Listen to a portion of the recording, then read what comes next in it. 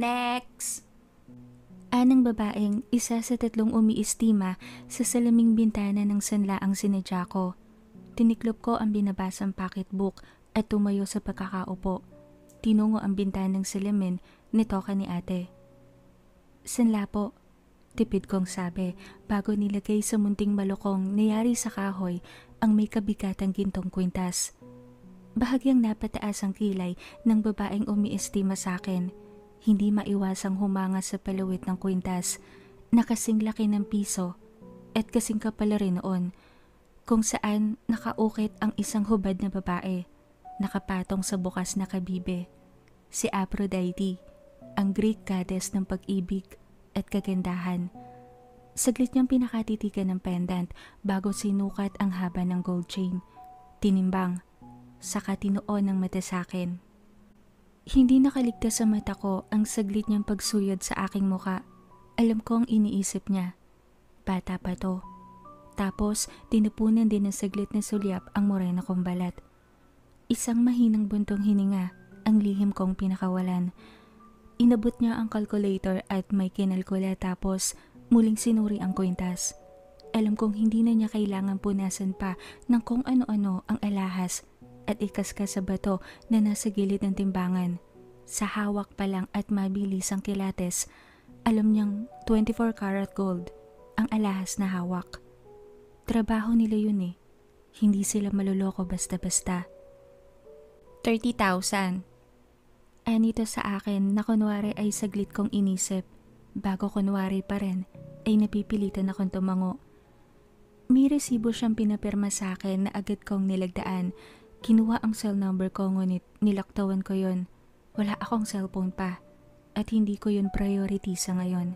Iginiit niya na kahit phone number na lang daw. Umiling ako. Sabi ko na lang tatandaan ko na lang kung anong buwan ko dapat tubusin ang alahas upang hindi marimata. Saglit siyang nag-isip bago tumango. Matapos niyang bilangin ang pera sa harap ko, maingat niyang nilagay sa isang gamit na sobrang puti at inabot sa akin. Sinabing bilangin ko ulit na siyang ginawa ko. Nang matapos, binigay sa akin ang papel de ahensya. Nilagay ko lahat iyon sa sling bag na dala ko. Nag-thank you bago tumalikod.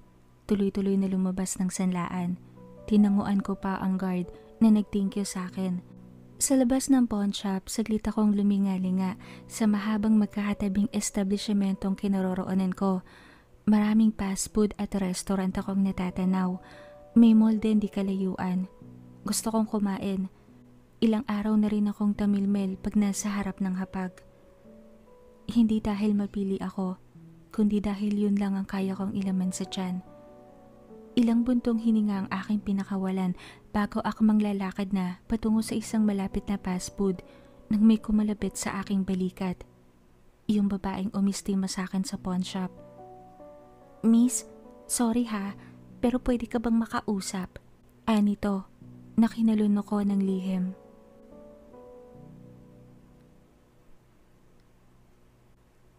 Isang matamis na pagkakangiti ang binigay sa akin ng babaeng taga-pawn shop habang hinahatid ako ng tanaw pasakay ng jeep.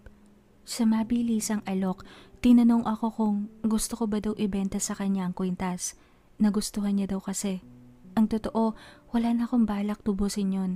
Hindi naman kasi yon sa akin.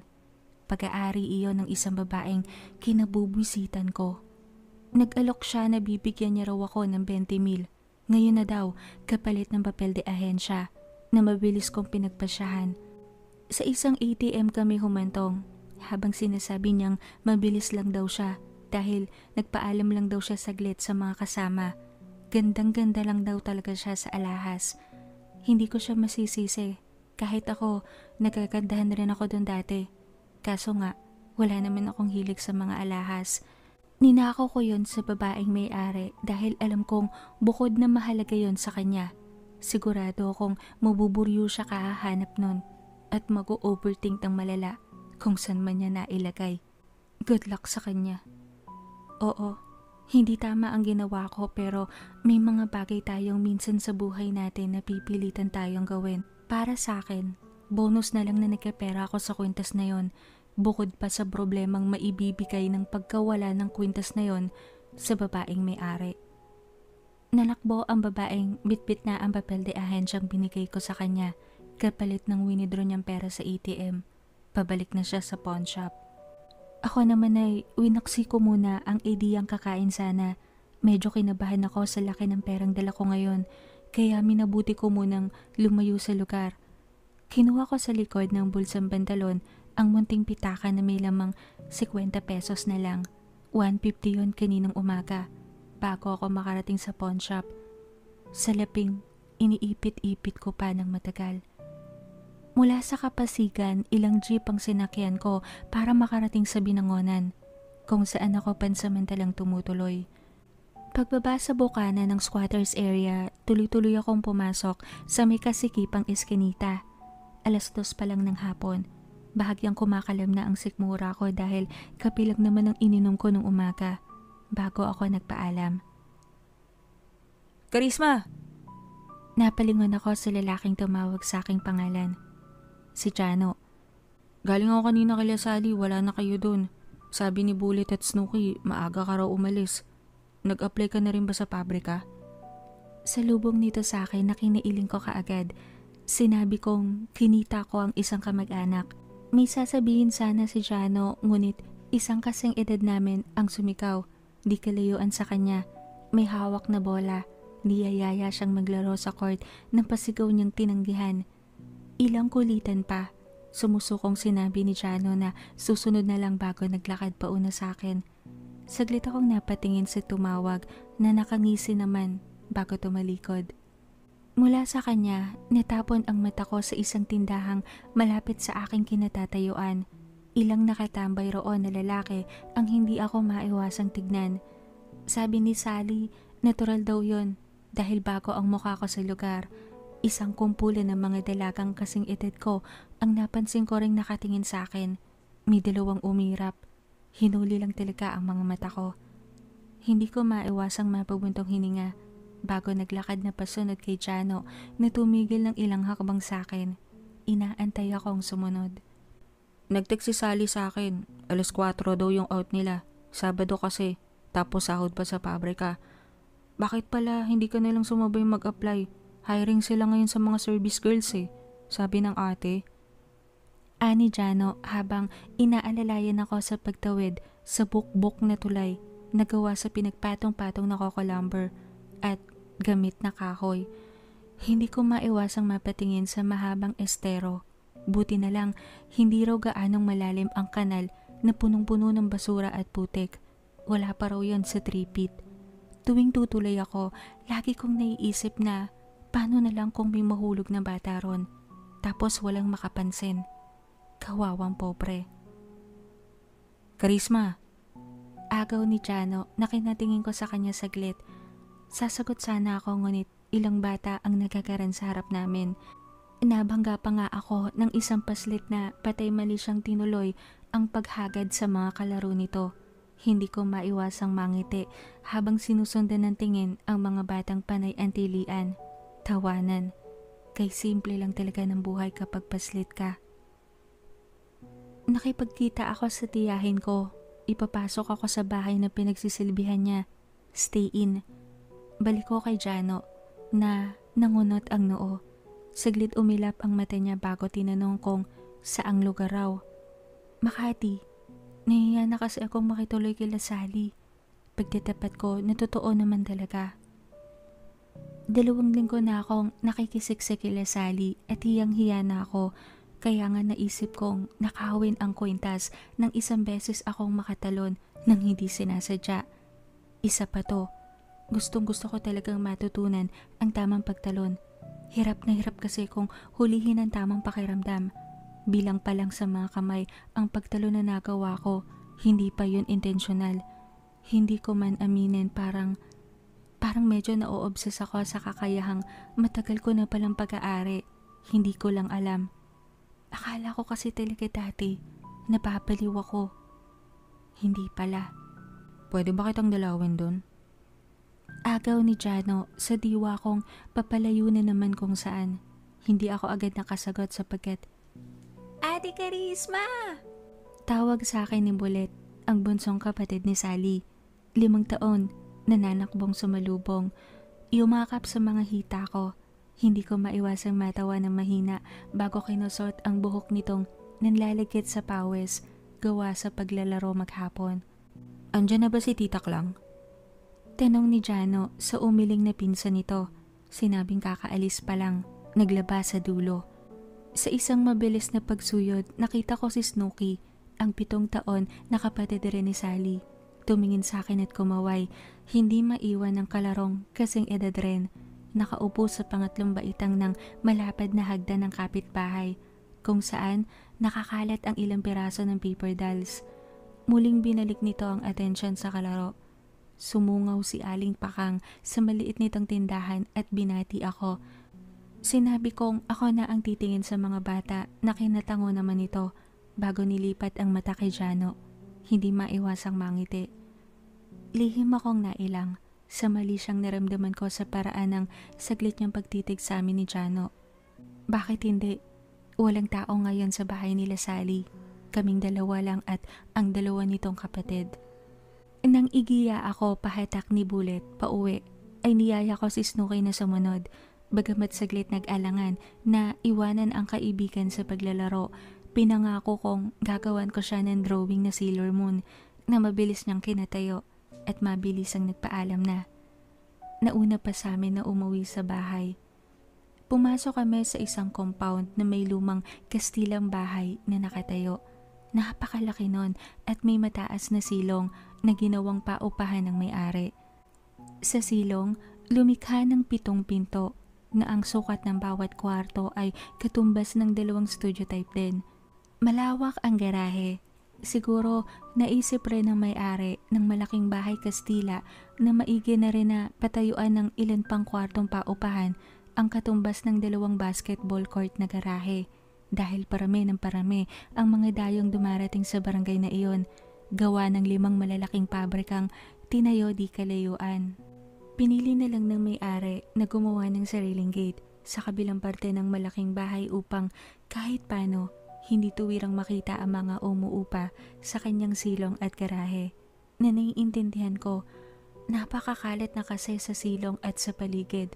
10 kwarto ang paupahan roon, ngunit sa aking sapantaha, hindi lang 10 ang pamilyang nakikita ron. Marami akong nakikitang paroon at parito, hindi nga halos sinasara na ang gate. May nagbukas na nga ng tindahan. Si Aling Pakang dahil nakakita ng oportunidad na kumita ng konti sa kapwa niya nangangaserang mga kapitbahay. Kaysa nga naman lumabas pa ng compound sa bibiling ilang mumunting bagay. Maigi na lang kahit na naging munting tondo ang paupahan na iyon, hindi nagpabaya ang may-ari na lagyan ng ilaw ang bawat sulok ng kanyang paupahan. May kinokontrata rin siyang naglilinis kahit paano sa paligid buwan-buwan, kaya hindi naging munting Smoky Mountain o payatas ang paligid. Kasi bagamat may bahay na naglilinis, nakakatamad rin kung may mga kapitbahay kang walang pakialam kung napupuno na sila ng basura. Ilang bukas na pinto ang nadaanan namin na may kanya-kanyang pinagkakaabalahan. 2 rin ang pintong may pasugalan, kaya napakaingay talaga. Isang bagay na bagamat sanay na ako, hindi ko rin talaga gusto. Lumaki ako sa squatters pero hindi ganito kalala.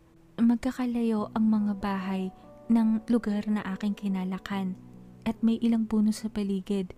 Yung compound kasi sa garahe lang may punong balete. Papasok sa silong, wala nang malinis na hangin, kaya maraming may electric pan. Hinubad ni Jano ang tsinelas bago pumasok sa pinto.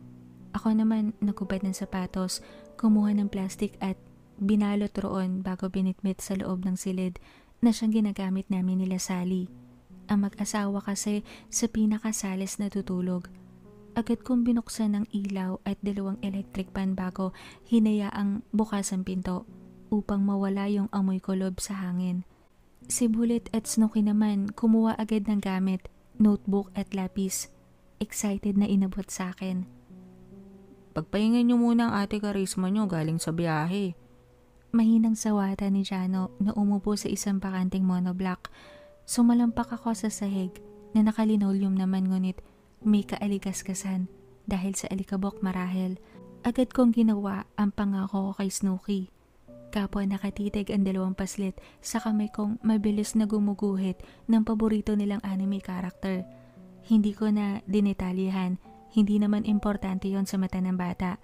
Mahalaga sa kanila makita yung pagkakahawig ng ginuguhit ko sa alam nilang tauhan. Sila na kasi ang tatapos nun, kukulayan nila. Tigka 3 pahina ang naguhit ko ng mabilis para sa dalawang bata. Nangiti ako nang inabot sa kanila ang mga papel. Matapos mag-thank you, agad silang tumungo sa kwarto. Narinig ko pa ang kalampag ng metal na pencil case kung saan naroroon ang ilang putol-putol na krayola na matyaga nilang ginagamit pa rin. Tumayo ako at dinampot ang walis tambo. Sinabi ko sa dalawang umakyat sa munting papag dahil idadamay ko na sa pagwawalis ang silid. Anong gusto mong merienda? Tanong ni Jano na kinalungan ko sa kanya. Nawala na sa isip kong nakaupo pala siya sa isang sulok. Matapos magwalis, kumuha ako ng isang pranelang gamit na. Binasan ng tubig at sinabon. Tapos binanlawan bago mabilis na naglampaso. Parang malagkit kasi ang ilang bahagi ng sahig. Tinapit ko ang isang electric pan upang matuyo agad ang nilampaso ko bago sumagot. Aalis ako eh. May bibili na ako sa palengke. Pero, pwede bang makisuyo ng coke at tinapay? Sagot ko bago dumukot sa pantalon. Ngunit tinanggihan ni Jano. Siya na lang daw. Umiling ako ng sunod-sunod. Sinabi kong may pera ako. Bigay ng tiyahin kong kinita ko kanina. Bago sa pilitang nilagay sa palad niya ang 100 papel. Sinabi kong ubusin na niya ang lahat para sa tinapay. Para pagdating nila Sally, may mamerienda rin. Tinitigan ako ni Jano. Nagsalita ako bago pa siya may sabihing iba. 1 linggo ka ng panay libre sa akin. Ako naman muna ngayon. Pilit ko bago pahatak na tinayo siya. Agad naman siyang tumalima at lumabas. Hihintayin ko lang si Aling Klang. Sabi niya kasi kaninang umaga magpaplansya lang siya. Babalik rin agad makalipas ang ilang oras. Mabilis kumilos ang ginang. Tapos saka ako mamimili para may tumingin sa dalawang bata. Sandali pa, dumating si Jano. May dalang family size na royal at isang plastic ng pandikoko. Tinawag ko ang dalawang bata sa loob ng silid. Nalumabas naman agad, sabik na uminom ng soft drinks at nagmerienda. Pinakita pa sa akin ng dalawa ang mabilis nilang nakulayang mga guhit ko. Nangingiti kong pinasa kay Jano ang ilan, na pinuri naman ng lalaki. Bago tumingin sa akin, alam kong gustong gusto niya akong kausapin ukol sa anunsyo kong binitawan kani-kanina lang. Bagamat alam niya ang sagot ko, matyaga si Jano. May kakulitan din. Ngunit malinaw kong sinabi sa kanya na hindi ako interesado sa kanyang panunuyo. Ngunit taliwas roon ang kanyang inaasal. Sa pagsunod-sunod pa lang sa akin ng 2 linggo, malinaw na parang binabarikadahan niya pa rin ako.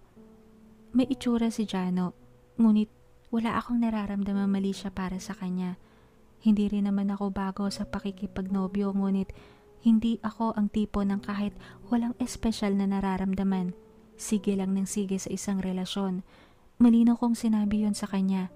Ngunit may kasutilan talaga ang lalaki. May extra akong cellphone. Kunin mo muna bago ka umalis. Aniya habang pumipili ng tinapay. Hinahanap yung medyo sunog ang puwetan. Umiling ako. Sinabi kong wala akong balak mag-cellphone muna. Isang buntong hininga ang kanyang pinakawalan. May imaheng bad boy si Jano sa kanilang lugar. Tipikal na pasaway, tambay at mabarkadang binata na natural lang sa kanyang edad. College na siya sa susunod na pasukan. Kaedad ko lang halos. Hindi ko rin alam kung anong nakita niya sa akin, gayong marami naman dalaga sa lugar na to.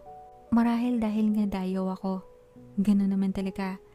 Sabi ni Sally, never pa raw na-busted si Jano kaya siguro masigasig sa akin. Na-challenge kumbaga. Iwan mo na lang yung address ng papasukan mo sa Makati. Aniya pa. Nagkibit ako. Nagkukwento si Snooki na kapwa namin pinapakinggan ni Jano habang nag-uurong ako nang dumating si Aling Klang. Sumunod ako matapos magmano ng 2 paslit. Nangiti ng inalo kong magmerienda. Tinanong si Sally kung dumating na. Sinabi kong mamaya pa raw. Kinumusta ako ng ginang sa lakad ko na siyang nagbukas ng paksa sa pag-alis ko. Magalang na nagpaalam muna si Jana sa tiyahin. Binibigyan kami ng pagkakataong mag-usap. Ayaw mo ba yung magpabrika muna? Pag stay in ka, 24 oras ka dapat magsilbi kapag tumawag sila. Anita sa akin habang nagmemeryenda. Tinuloy ko ang pag-uurong. Okay na ho yun.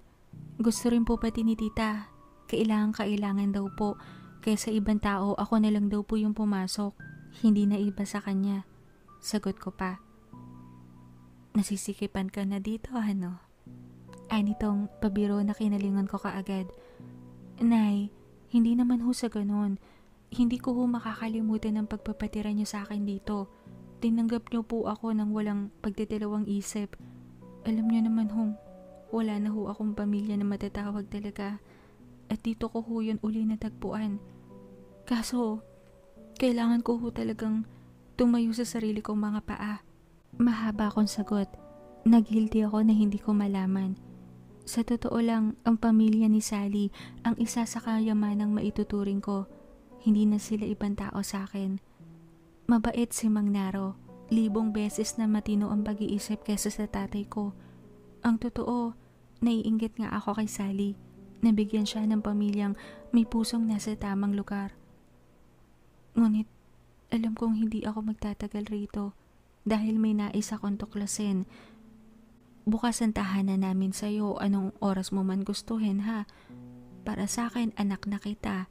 Hindi man marangya ang pamumuhay natin dito, walang maliw naman kami magmahal, alam mo yan. Aniya pa na pumipirasa ng tinapay, ngunit hindi niya nagawang isubo. Napatungo ito saglit. Tila nalusaw ang puso ko. Ilang araw na lang, halos 1 buwan na ako na nakatira kay Sally. Kinuwento ko lahat ng pinagdaanan ko kay Aling Klang. Unang araw pa lang sinabi niyang nanay na daw ang itawag ko sa kanya at tatay na kay Mang Naro. Tunay na mababait sila. Hindi pa nila alam ang lahat ng pinagdaanan ko. Alam kong tinanggap na nila ako agad sa kanilang buhay. Minsan talaga, ibang tao pa ang kaya kang mahalin at hindi ka ituturing na iba. Sa maikling panahon na pagtira ko sa kanilang piling, lubos akong kinaawaan ng ginang dahil halos iisa raw ang aming pinagdaanan. Hindi rin naging matino ang kanyang ama at nawala na maaga ang kanyang ina. Kaya mabilis mabagbag ang kanyang damdamin sa mga bata at sa taong tulad ko. Basta pag hindi mo gusto doon, umuwi ka dito ha. Pinal na sabi ng ginang na kinatango ko ng sunod-sunod. At anong drama special to? Ani Sally na nakangiting bumungad sa pinto. Kapwa kami natawa ni Aling Klang. Sinabi sa kaibigan ng dahilan na kinatigil ng pagsasali niya sa baso ng Royal. Ayaw mo sa pabrika? Tanong nito. Tulad ng dahilan na sinabi ko kay Aling Klang, inulit ko ang rason. Sayang naman hindi ka na makakapagpaalam sa tatay Naro mo. Ani Aling Klang nang sinabi kong bukas na bukas din. Aalis na ako. Lingguhan kasi ang uwi ni Mang Naro. Stay in din ang tatay ni Sally sa construction site na pinagtatrabahuhan nito. Hoy, hindi mo kailangan bumili nito. Ani Sally habang pinipigilan ako dumampot ng malaking lata ng gatas para sa 2 kapatid niya. Hindi ako nagpaawat. Sinabi kong hindi sa ano paman o binabayaran ko ang pagtira sa kanila, ngunit hayaan niya lang akong kahit paano makaganti ng konting bagay sa mainit nilang pagtanggap sa akin. Baka magtampo si inay sa'yo, nag-grocery ka, ikaw din. Anito pa na hindi ko na pinansin. Ilang coloring book ang nakita ko sa kids section at 2 box ng tig 48 pieces na Crayola. Mabilis kong dinampot at hindi ko na pinakita kay Sally. Inabot rin ng 3,000 ang napamili ko na kinailing ni Sally, ngunit wala siyang nagawa. Alam kong malaking tulong din iyon sa kanila. Matagal rin akong nakiamot ng pagkain sa kanila. Hindi biro yon sa payak nilang pamilya.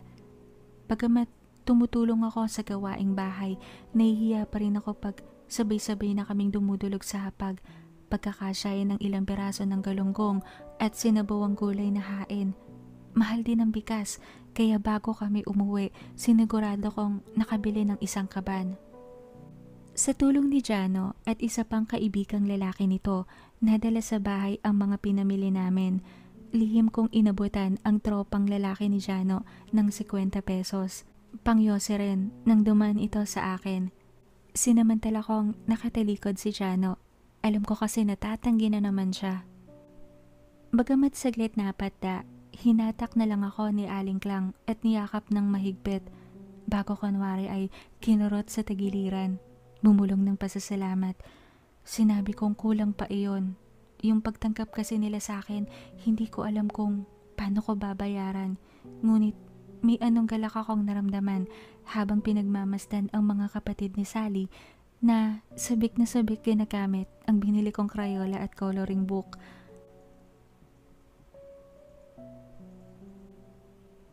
Gabi na, ngunit hindi pa rin dalawin ng antok ang dalawang kapatid ni Sally. Si Inay Klang ay tahimik nang naghihilig sa salas. Bakla, sure ka na ba? Ani Sally na nakahiga sa banig, yakap ang kumot.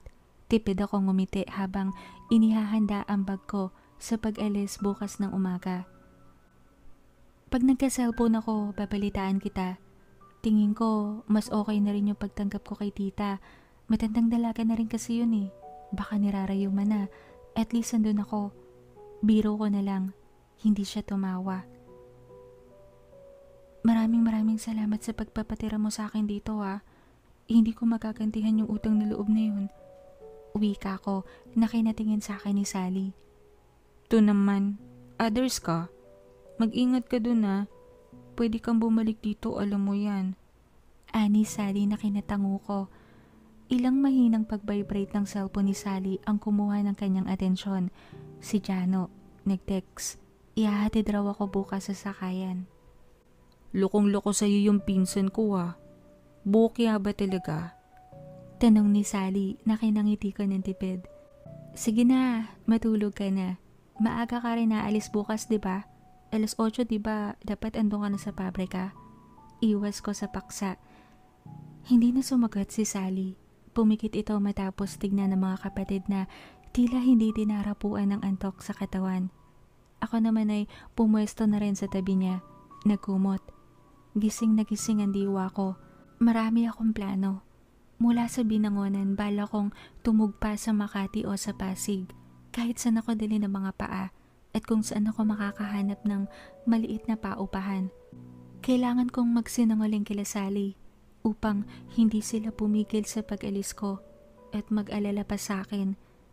Saglit kong minasdan ng isang palad. Aaralin ko talaga ang kakayahan na iyon.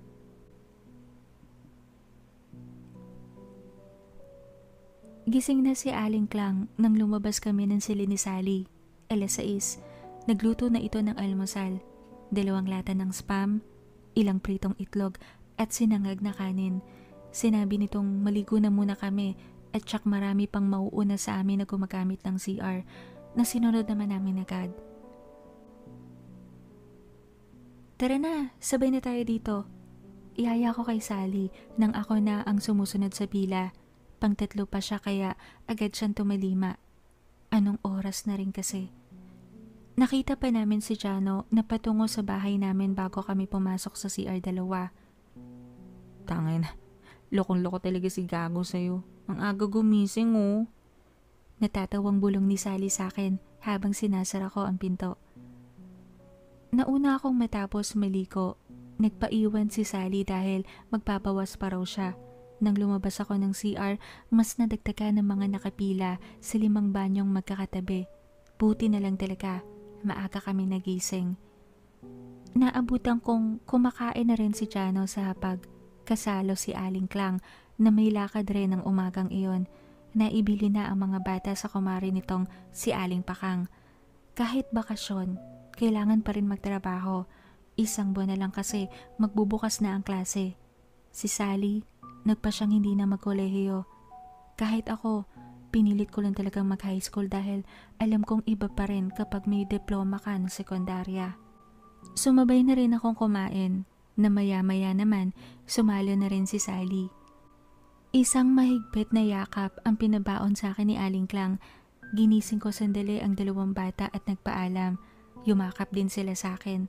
Hindi ko maikakaila na naging close din talaga kami ng mga kapatid ni Sally.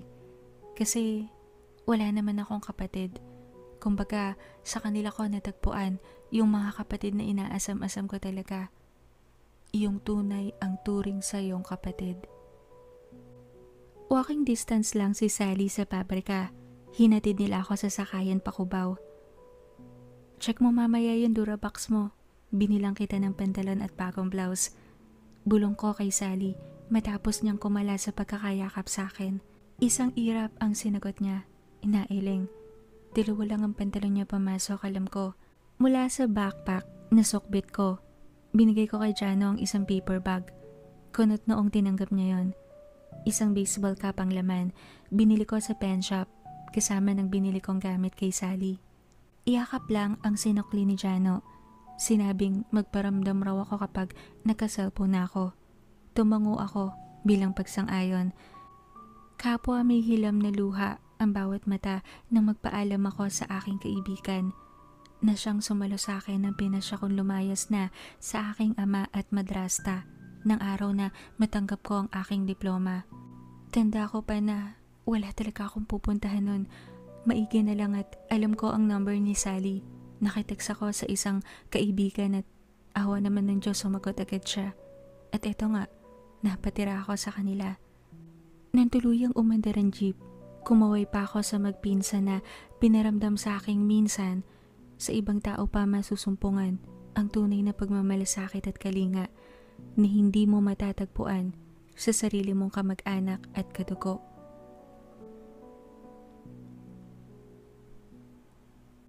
Napadpad ako sa Pasig.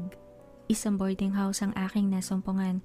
Sakto, wala pang umuuko pa sa silid na binigay sa akin ng landlady. Ang dating raw ng mga boarders ay pasukan pa. 1,500 din ang binigay ko bago ako iniwan sa silid. May dalawang double deck sa magkabilang panig ng silid. Makapalang kutsyon at may plastic pa. Pinagpag ko sandali bago umupo. Malambot. Pinili ko sa ibaba.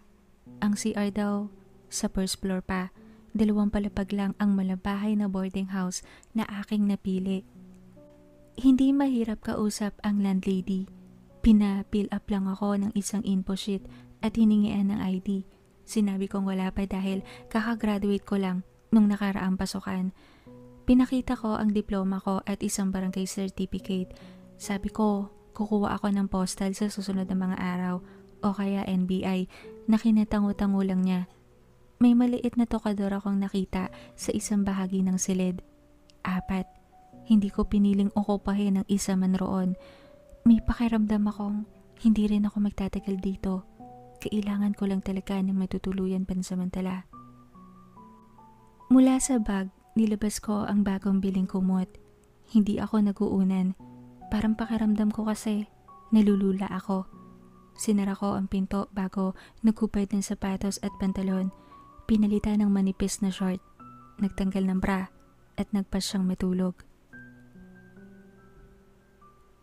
Madilim na nung ako ay magmulat. Tumayo ako at binuksan ng ilaw.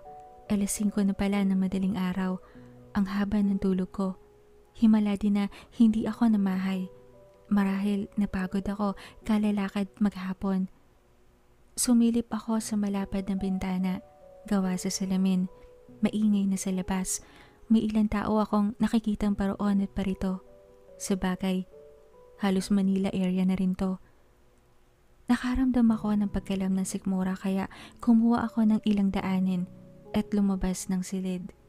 Isang karinderya malapit ang aking pinagkainan. Nang matapos, bumalik din ako agad.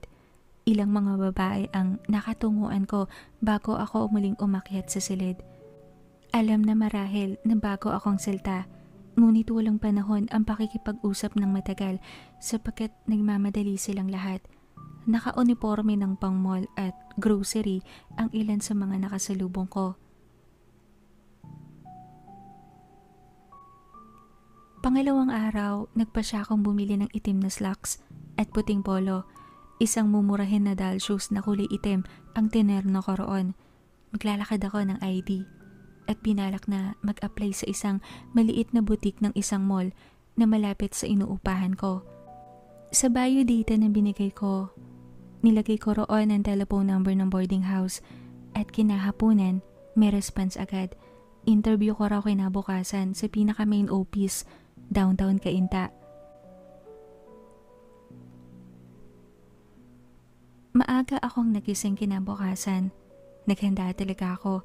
Medyo nasasabik din ako kasi first time kong magpasa tapos may response agad. Mula sa De Castro, Pasig, sumakay ako ng jeep papunta sa Cainta. Sinabi ko kung saan ako papapa. Awa naman ng Diyos. Nangako ang driver na doon niya rin daw ako ituturo pag nakarating na kami. Isang sikat na fast food ang binabaan ko, tabi nun ang maliit na merkado at sunod-sunod ng malalaking establishmento. Hindi naman ako nahirapang hanapin ang gusali. Saglit kong sinipat ang sarili sa isang malapad na salamin ng fast food. Inayos ko rin ang pagkakapusod ng buhok ko. Hindi pa hulas ang manipis na makeup na aking inapply. Kahit na traffic ako ng ilang minuto rin sa highway na dinaanan namin. Bahagya akong nag-alala, baka hindi na ganun kaaya-aya ang hininga ko kaya lumapit ako sa isang bangketang nagtitinda ng mga candy at sigarilyo. Bumili ako ng menthol flavored na mangunguya sandali. Clorets ang napili ko sa mga kending nakilatag sa malaking bilao bago tumukot ng 20 pesos na papel sa sling bag na dala.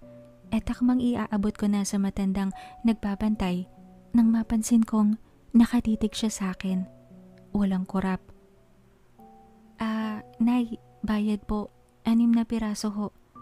Patay mali siya kung sabi. Tila hinamig pa ng alay ang sarili bago tinanggap ang bayad ko. Kunot ang noon nitong napadukot sa apron na nakasuot sa bewang kung saan nakalagay marahil ang mga bariyang panukli nito. Tila may gusto itong sabihin ngunit hindi malaman kung paano sisimulan. Nawirdohan ako. Pagkaabot niya ng sukle, agad akong tumalikod, tuloy-tuloy sa gusaling pakay. Sa second floor kung saan gaganapin ang interview, bumuglaw sa akin ng mahabang pila. Napatingin ako sa mumurahing relong pambisig. Mag-aalas 9 pa lang, ngunit tansya ko, nasa 20 na agad ang kasing edad kong nakapila. May ilang babaeng dumating pa. Agad akong tumungo sa hulihan upang hindi na ako maunahan pa ng iba. Maya-maya bumukas ang isang pinto. May lalaking lumabas at hila-hila ang magkakapatong na monoblock chairs na kinatuwa ng ilang nakapilang kasama ko. Kanina pa raw sila nangangalay. Napag-alaman ko na base sa pag-uusap ng ilang nakapila, 6:00 pa raw sila roon. Buti na lang bumili ako ng mineral water at may baon rin akong ilang biskwit. Wala akong balak umalis sa pila. Baka umaunahan pa ako kung aalis ako. Nang makaupo kami, isang babaeng nasa late 40s ang lumabas. May mga papel na dala. Binigay sa amin. Pinapil-upan bago sinabing ipunin at kukunin maya-maya. Simple lang naman ang mga tanong sa isang pahin ng papel. Halos tungkol lang sa sarili. Parang resume lang na mabilis naman naming nasagutan bago kinuha muli ng babae nang lumabas ulit ito makalipas ang 20 minutos. Saglit niya kaming pinakilala sa butik na ina-applyan namin. Hindi pamilyar ang pangalan sa akin ngunit sabi ng babae maraming branch na daw sa mga mall. Ang butik na ito nagbibenta ng RTW. Minimum daw ang sahod with benefits. Kumpleto ang lahat. Maging 13-month pay. Natuwa ako sa isiping iyon. Ang una kong trabaho na mapapasukan pagka-graduate, may mga benefits. Mahalaga kasi talaga yon ng sobra. Matapos ng ilang tanong, pumasok muli ang babae at maya-maya pa, isa-isa na kaming tinawag para sa interview. Nung ako na ang tinawag, tuloy-tuloy akong pumasok sa opisina. Tapos, iginiya ako ng babaeng nakausap namin kanina sa labas sa isang maliit na kwarto. Pumasok ako ron at nakita ko sa isang bahagi ang isang babaeng nakaupo sa desk niya. Nakatingin pa nga sa computer at nang makita ako ay iminuwestrang umupo ako sa isang upuang available. Sandali lang naman ang interview. Lahat ng tanong niya galing din sa pinilapan namin. Parang resume lang din. Tapos ilang personal na tanong. Nasa awa ng Diyos, nasagot ko naman ng maayos at hindi ako kinabahan. Siguro dahil nakangiti lagi yung babaeng nag-i-interview sa amin. Idagdag pang mahinahon itong magsalita at hindi naman panay English lagi ang sinasabi. At tuwing nakikipag-usap pa, laging rekta sa mata. Maya-maya pa tumayo ito matapos sabihin na tapos na at kinamayan ako. Langhap na langhap ko ang mamahaling pabango na tila kumapit pa sa kamay ko nang tuluyan niya akong bitawan. Magalang akong nagpasalamat at tumalikod na. Paglabas ko sa building, nagmarakulyo na ang aking tiyan. Nagtalo sandali ang isip ko kung sa fast food ba ako tutungo o sa isang karinderyang natatanaw ko. Ngunit gusto ko ng sabaw, sinikang o nilaga kaya. Kusang humakbang ang aking mga paa patungo sa karinderya. Matapos kumain, pinasya kong bumili ng maliit na termos at ilang lalagyanan ng kape, gatas at asukal. Kaya pumasok ako sa loob ng palengke. Patay ang oras, 2:00 ng hapon. Humupa na ang taong umiikot sa palengke. Dati na akong nag-summer job sa palengke kaya alam ko kapag tungtong ng 5:00, saka lang muling magkakalaman ang pamilihan. Kaya hindi na ako nagtaka, nangiilan na lang ang nakakasalubong kong namimili. Isang sulok ng tagong parte ng palengkeng iyon ako napadpad, kung saan sunod-sunod na ang nagtitinda ng mga gamit sa bahay. Bunot, wales, mga pinggan at kung ano-ano pa. Hindi ako nakakita ng termos na nakadisplay kaya naglakad-lakad pa ako. Hanggang sa pinakadulo, nakakita ako ng mga takore, kaila nagawa sa semento at ilang palayok din ang nasipat ko. Agad ako lumapit. Lalaki ang nagbabantay. Nakakita ako ng ilang hilera ng termos.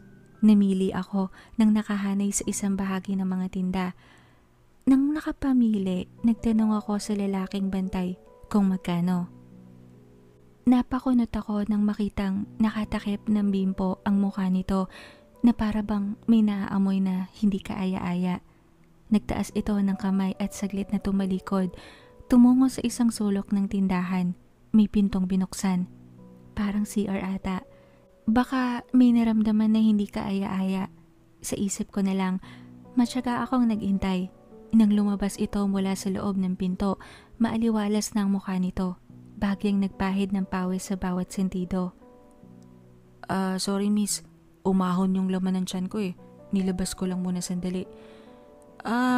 May kamahalan yan, 400 pero kung gusto mo, dito oh. Tigto 200 lang to, mas matibay pa. Tingnan mo. Nakangiting suhestyon ng lalaking tingin ko nasa 40 na. Desente naman ang ayos nito, malinis tignan. May bukas at maaliwalas na aura. Napatingin ako sa ilang tungpok ng termos papasok sa tindahan. Malapit sa may CR. Mas makulay nga ang tinuturo nito at parang plastic ang kabuuan. Lumakad ako papasok. Ngunit ng ilang hakbang na lang ang layo ko sa kanya. Biglang pumikat ang mga balikat ko na para bang nangalay at biglang nanakit. Isang pamilyar na pakiramdam. Isang babala na nagsasabi sa akin na may panganib sa paligid o may mangyayaring hindi maganda. Dahil subo ko na, iyon ang naging dahilan kung bakit hindi ko na tinuloy ang paghakbang patungo sa kanya. Iyong nasa bukana na lang po, parang mas maganda po kasi. Iyong mas mahal. Wika ko na lang na pasimpleng umatras at tumalikod. Ngunit bago ako tuluyang makalayo, isang kamay ang humawak sa balikat ko. Tapos nakaramdam ako ng tila may dumiin o may pumisil sa gitnang bato ko. Tapos ay parang nagdilim ang paligid.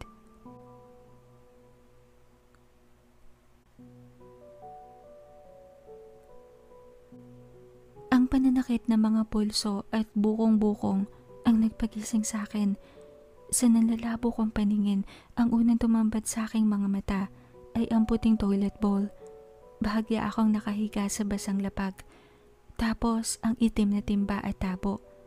Bumuhos ang realisasyon kasabay ng pagtambol ng aking dibdib sa kaba. Tila na nadya pa, may nagbukas ng radyo. Tinodo ang volume. Naalala ko ang huling nangyari, saka ko lang napansing nakatakip ang aking bibig ng makapal na panyo. Nasa loob ako ng maliit na CR, sarado ang pinto. Gumuhit ang mukha ng lalaking huling nakausap ko sa aking gunita. Sinubukan kong sumikaw, ngunit impit na tinig lang ang naririnig ko. Humahalo sa malakas na ingay ng tugtog ng radyo. Kahit may kalakasan ng tugtog, naririnig ko ang lalaking nasa labas, may kausap sa telepono. Sinabing nagsara na raw siya ng tindahan at puntahan na siya ngayon. Nagpapahanda ito ng sasakyan. Siya na daw ang bahala. May narinig pa ako na presa daw. Sigurado siya, isang presa ang babaeng nakuha. Tapos ay isang halakak na tila ba may kung anong premyong napanalunan na binibida sa kausap. Hindi ko na inintindi ang mga sunod na sinabi pa niya. Nilipat sa kamay ko at sa paa na nakagapos ng plastic na straw ang aking pansin. Kinalma ko ang sarili kung paano ko makakatakas sa sitwasyong to. Ilang paglunok ng laway ang aking ginawa. Hindi ako dapat mataranta. Mariin kong pinikit ang mga mata. Bumilang ng 5 bago muling dumilat. Kumakabog pa rin ang dibdib ko at habang tumatagal, tila lalong bumibigat ang aking mga balikat. Pinilit ko ang ulo. Marahas, pinilit na ikalma ang sarili. Kailangan kong mag-focus. Naghalungkat ako ng ilang tanawin at pamilyar na lugar sa aking utak. Ngunit dahil panay tawa ng lalaking gumawa sa akin ito, hindi ako makapag-concentrate. May bigig na tila bumara sa aking lalamunan. Tila bibigay ako sa takot na nararamdaman. Muling pinilig ko ang ulo. Hindi ako matataranta. Sunod-sunod ang mahinang bulong ko ng panalangin. Sana gumana. Ngayon ko to kailangan. Kahit man lang sana hindi ganun kalayo. Sana gumana. Sana gumana. Sana ialis ako sa lugar na to. Kahit man lang sana sa bukana ng palengke. Kahit nun lang. Pilit kong kinintal sa isip ang bukana ng palengke. May isang hilera na nagtitinda ng cellphone case dun. Tapat pa nga nun, may nagtitinda ng mga tsinelas. Mariin kong pinikit ang mga mata. At maya-maya lang, nakaramdam ako ng init na tila gumapang sa buo kong katawan. Muli, pamilyar ang damdaming ito. Pumikit ako ng mariin, pilit inisip ang bukana ng palengke. Habang pinipilit na mapaupo. Gamit ang tiles na dingding, sumandal ako at dahan-dahang itinayo ang sarili. Maigi na lang talaga masikip sa loob ng CR, sapat upang makagalaw ang isang tao sa loob. Tuwing nawawalan ako ng panimbang ay tinutukod ko agad ang balikat at tagiliran. Ang init na nararamdaman kong gumagapang sa katawan ay tumindi. Napatingin ako sa mga kamay na nakagapos sapagkat muli nakikita kong tila nagiging transparent ang aking mga daliri. Hanggang braso. Pumikit ako at umaktong tumalon. Tila ako umangat ng hindi kataasan at agad na bumagsak. Napaluhod ako sa sementadong sahig. Nagtaka dahil madilim na ang langit. Isang gulat na pagsigaw ang pumukaw sa akin. Otomatikong napatingin ako sa isang aling may dalang supot na plastik. Nabitawan marahil nang bigla akong sumulpot sa kanyang harapan. Impit na hingi ko ng tulong. Saglit lumingali nga ang babae. Matapos akong tignan, isang maliit na bote ng pabango ang kanyang nilabas mula sa bulsa. At walang kaabog-abog na inisprayan niya ako. Sumagitsit sa ilong ko ang matapang na menthol flavor tapos 2 kamay akong hinawakan sa balikat. Pahatak na dinala ko papasok sa isang toldang malapit sa amin. Nang tuluyang makapasok kami sa tolda, bumuglaw sa akin ang kadiliman. Ilang matapang na goma ang sumagitsit sa ilong ko. Nagpumiglas ako ngunit tinapik ng ale ang pisngi ko. Sabay bulong na kumalma ako at huwag maingay. Wala daw siyang balak na masama sa akin. Bagamat nag-alinlangan, hindi ako nakaramdam na bumigat ang mga balikat ko. Ang totoo, tila nawala na nga. Isang palatandaan na ligtas na ako ngayon. Naulingan kong may tila kinapa siya sa plastic na dala. Tapos may pusikit na liwanag na nagmula galing sa kanyang kamay. Flashlight, nagmumula sa 1100 niyang Nokia cellphone. Kinagit niya ang dulo ng cellphone at kinalagan ako bago sinabing, "Huwag akong maingay, huwag akong kumibo." Sa mabilis na pagsuyod sa paligid, nasa loob kami ng isang tindahan ng tsinelas. Nasa bukana ng palengke. Nang tuluyan akong makalagan, mahina akong nagpasalamat habang sinasapo ang pulsong namanhid. Isang pagtango lang ang kanyang kinante. Tapos ay tila nakiramdam siya sa paligid. Tinapat niya ang hintuturo sa lapi. Bago sa sahig ng semento tumingin, nilabas nito ang pinang-spray sa akin kanina at maging siya, inisprayan niya rin ang sarili. Tapos ang mga paa ko at kamay. Naipagpasalamat kong suot ko pa rin ang sling bag at hindi nagdala na malalapad na bag. Sa isang pocketbook ko lang kasi inipit ang ilang papel na dala ko nung in-interview ako. Tapos 2 ballpen. Natatarantang kinapa ko ang wallet. Awa naman ng Diyos, andun pa rin. Iyon nga lang, wala na akong suot na sapatos. Isa na lang din yung medyas na nasa kanan pa ako. Basa pa. Nakarinig ako ng ilang nagmamadaling yabag. Tapos paroon at parito. Naghintay pa kami. Nagbilang ng sandali bago ako sinenyasan ng Ali na maingat na kaming lumabas. Sarado na pala ang palengke at halos wala na akong nakikitang tao sa paligid. Ilang oras pa akong nakatulog. Nang tumingala ako, puno ng makikislap na bituin ng langit. Huminto sa harap namin ng Ali ang isang tricycle. Pinasakay niya ako. Agad rin siyang sumunod. Dahil walang bigat sa balikat akong naramdaman, nagtiwala ako. Isang tabi-tabing bahay ang aming nilagpasan. Ramdam ko ang basa sa lupa at ilang batong naapakan, ngunit hindi na importante yon sa akin. Ang mahalaga, wala na ako sa kamay ng lalaking nagpatulog sa akin. Isang barong-barong ang gawa sa pinagtagpi-tagping yero ang tinungo ng Ali. Inaya niya akong sumunod. Tumalima ako agad. Sa loob, pinaupo niya ako sa isang monoblock chair at dali-daling binigyan ng tubig sa baso. Saka lang ako tuluyang napanatag. Mula nung bumili ka sa akin ng candy, hindi ko na inalis ang mata ko sa iyo. Aniya, nakinatang ako saglit. Saka ko lang naalala, ito nga pala yung babaeng pinagbilan ko kanina ng chlorets. Yung babaeng na-weirdohan ako dahil iba makatingin. Sinabi niyang naamoy niya raw ako, ang samyo ng aking dugo nung bumili ako ng candy. Alam kong nabasa niya ang tanong na rumihistro sa aking muka, ngunit pinili kong hindi na magsalita muna. Hindi ko pa masyadong nahamig ang sarili. Ang gumawa sa iyo nito, sila Pancho. Sigurado ako. Kinabahan na ako nang pumasok ka sa loob ng palengke. Alam kong maaamoy ka nila. Sila Pancho lang naman kasi ang mga aswang dito sa lugar na to. Anang Ali na nagpakilala sa akin si Aling Telma.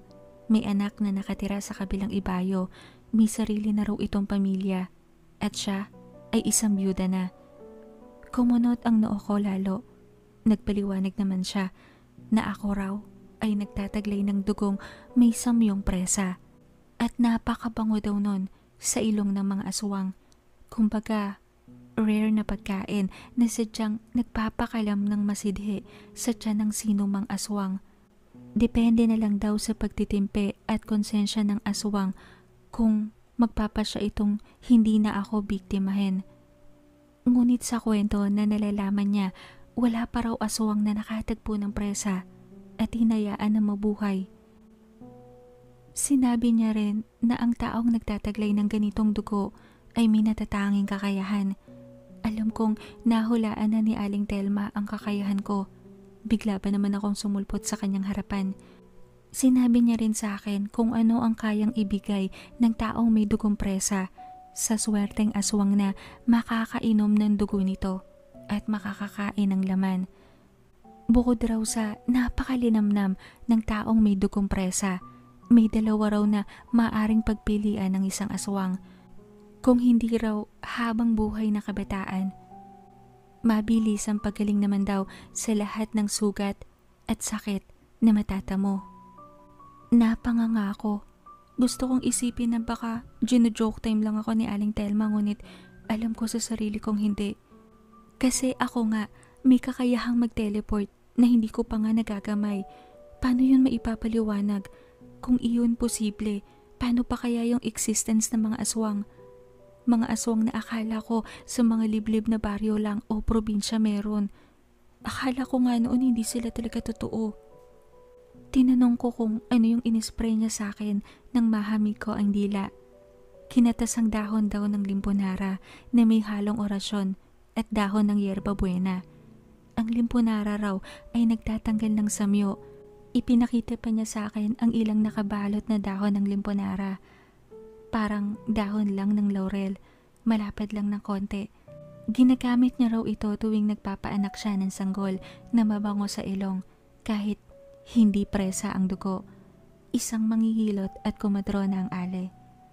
Isang realisasyon ang naisip ko bigla, ngunit dahil niligtas niya ako, hindi na ako nahiyang itanong. Alam kong mabuti siyang tao. Pwede ho bang malaman kung paano niyo ho ako naamoy? Tanong ko. Nung nasa harapan na kita, saka ko lang nalanghap ang balat mo. Hindi gaanong malakas ang ilong ko tulad ng aking lola na isa ring aswang. Pinili ng nanay ko na hindi maging aswang. Ibang kapatid niya ang nagmana ng bertod. Ngunit dahil may dugo kami ng lahing pinagmulan, may ilang mahihinang kakayahan din na napasa sa aming mga anak o apo. Bagamat nabigla ako sa katauhang pinagtapat niya, hindi ako nakaramdam ng takot. Niligtas niya pa rin ako. Saka safe ang pakiramdam ko sa kanya. Saan ho kayo galing? Yung pamilya niyo bago kayo napunta dito sa Cainta? Tanong ko. Sa Kupang, isang bayan sa Batangas. Umalis roon ang pamilya ng lola ko dahil naiipit raw sila sa dalawang panig. Ang mga itim at pula, dalawang angkan ng makakapanyarihang aswang na magkaiba ang pananaw. Ang mga pula, piniling tuwid na landas ang tahakin. Ang mga itim naman ay hindi na tinapos ni Aling Telma ang sasabihin na agad kong nasakyan. Tinanong ko kung hindi ba siya maaano nila Pancho kung sakaling malaman na tinulungan niya akong tumakas. Umiling siya. Kaya nga daw siya nag-spray din ng limponara upang hindi ma-recognize ang samyo niya sa lugar. Sa madaling sabi, nabura na ang samyo namin sa hangin. Isa pa, alam kong mabubuang yung Pancho, kakaisip kung paano ako nakatakas. Nasa pinto lang naman siya.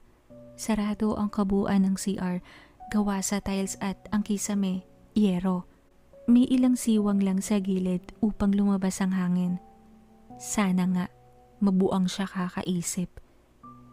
Muling napukaw ang atensyon ko nang huling sinabi ni Aling Telma. Batangas, malapit lang, kaya ng bus.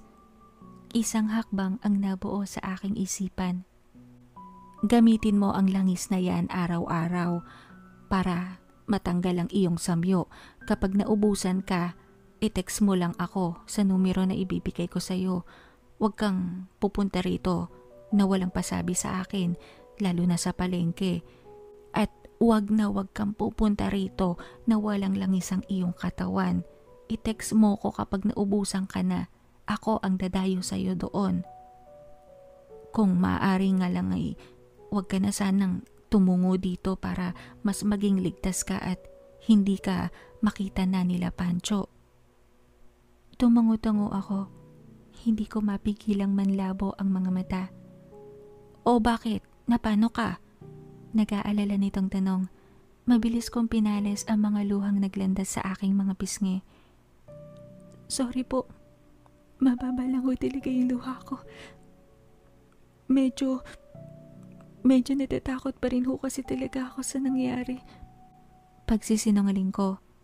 Hindi ko masabi ng tuwiran na muling nabagbag ang damdamin ko dahil pinatunayan na naman sa akin ng nasa itaas na kung wala akong swerte sa mga kadugo ko o kamag-anak, sa ibang tao naman ako nakasumpong ng tunay na pagmamalasakit. Bahagyang tinapik ni Aling Telma ang aking balikat. Kinalmo ko ang sarili upang hindi na siya mag-alala pa. Muling pinaalala sa akin na pag-uwi ko sa bahay kung maliligo ako, mawawala ang bisa ng langis. Kaya pagkatapos ko raw maligo, maglagay raw ako sa pulso, sa sentido at sa tuhod. Lalo kong manipis o maigsi ang suot kong pantulog. Sunod-sunod na pagtango lang ang sinagot ko habang pinagmamasdan ng isang lapad ng boteng naglalaman ng langis na malamig sa ilong. Muli akong nagpasalamat kay Aling Telma at hindi mapigilang yumakap rito ng napakahigpit. Pinahiram niya ako ng tsinelas at sinamahan sa pilahan ng taxi upang makauwi na ako. Kahit nasa loob na ako ng silid, hindi pa rin ako mapakali. Alam kong nabura na ang samyo ko sa ere dahil sa langis na nilagay ko sa katawan. Mas dinagdagan ko pa nga. Ngunit may umuspong na kung ano sa isip ko. Isang plano. Kung natitrigger ng panganib ang kakayahan kong pagtalon, ano kaya kung napalunok ako? Ang iniisip kong mapanganib na hakbang ay saglit nagpasakit ng aking sentido. Magpapakamatay na ba ako? Hindi naman. Pero kung may nagbago man sa akin ngayon o sumidhi, yun ang lalong pagiging masidhi ng damdamin kong matutunan ng ganap ang kakayahan kong iyon. Nagawa ko naman kanina habang tumatakas sa aswang na yun. Naging bala ang kaba, ang panganib sa buhay ko. Paano kaya kung isang marahas na buntong hininga ang aking pinakawalan bago isa-isang tinipon ang mga gamit kong nasa paligid? Bahala na. Bahala na.